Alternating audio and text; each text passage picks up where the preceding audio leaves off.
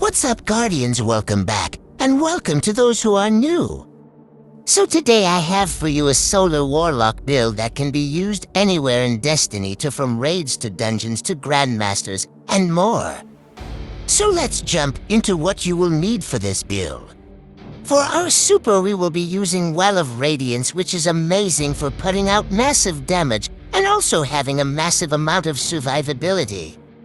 Next are our aspects. For our first aspect, we will be using Touch of Flame, which gives our grenades enhanced functionality. For our healing grenade grants a stronger cure and restoration.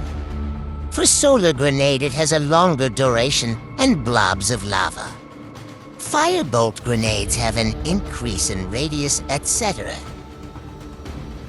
And for Fusion grenades, they explode twice. For our second aspect, we will be using Icarus Dash to have an increase in movement speed, but you can swap it out for Heat Rises if you choose. For our class ability, we will be using Healing Rift.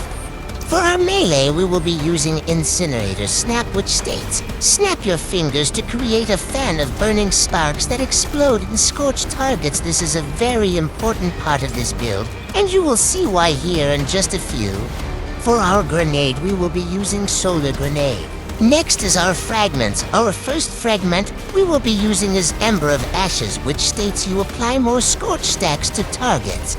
For our second fragment, we will be using Ember of Empyrean, which states Solar Weapon or ability Final Blows extend the duration of restoration and radiant effects applied to you.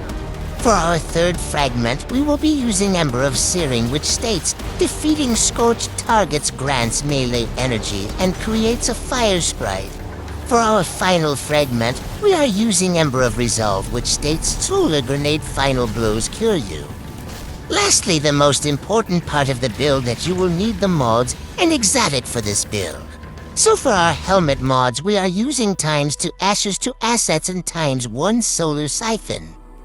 For our gauntlets, we are using ×1 Firepower, ×1 Momentum Transfer, and ×1 Fastball.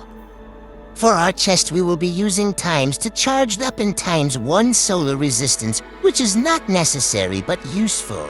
For our legs, ×2 Stacks on Stacks, and ×1 Recuperation. Lastly, the class item, ×2 Bomber, and ×1 Ability Kickstart. For this build, you can use any weapon you want, but I would recommend a solar weapon with incandescent to help the build flow better.